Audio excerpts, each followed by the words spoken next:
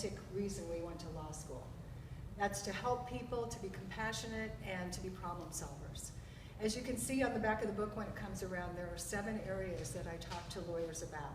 The most important of being compassionate to ourselves. I'd like to close with just telling the story that I have in here about yoga, because there are 2 or 3 of them. And part of what, you know, everybody always says, oh, are you the compassionate lawyer? And it sort of depends on the day.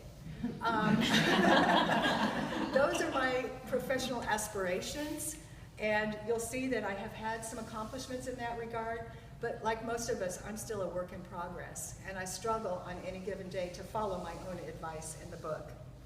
But I want to just close with telling, because I'm so grateful to Robin, who really encouraged me to write, and I hope we'll have some time to talk about that at the end, because I think there's some aspiring writers in here, and I've got a lot to say about that, thanks to her. So, Buddhist monk Pema Chodron has said, working on ourselves and becoming more conscious about our own minds and emotions may be the only way for us to find solutions that address the welfare of all beings and the survival of the earth itself. We mentioned how lawyers have had to operate in our deferential styles rather than our authentic style. As a result of this incongruence, we can become emotional without even realizing what is causing it.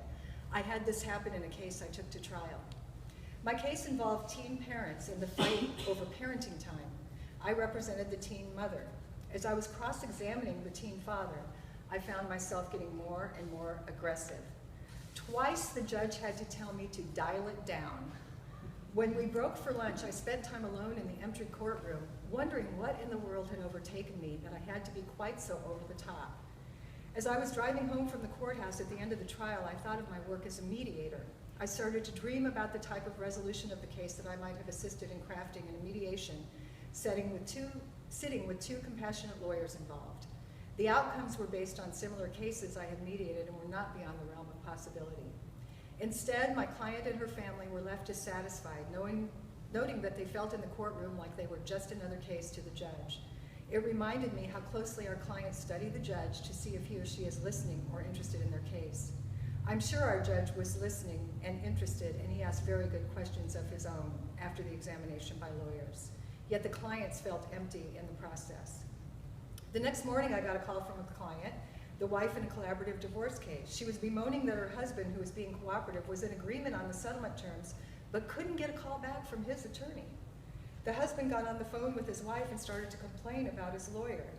I was in a difficult position because I didn't want to throw my colleague under the bus, but I didn't want to cross a boundary by having communication with his client without him present. I'm trying to skip ahead here. When I hung up, I texted the lawyer and sent him voicemails and did everything I could to get his attention, but to no avail.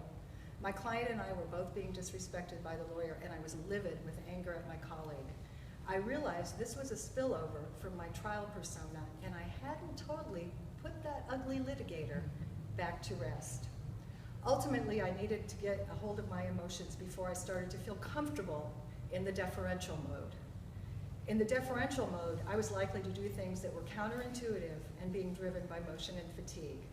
I moved my schedule around to take a yoga class. When the instructor told us, leave whatever doesn't serve you behind on the mat at the end of the class, I laid down that deferential style lawyer and spiritually reconnected to my authentic self and my serenity. I went through the rest of the day calmly and peacefully, knowing that I had control of my emotions, and I could be responsible for my own actions.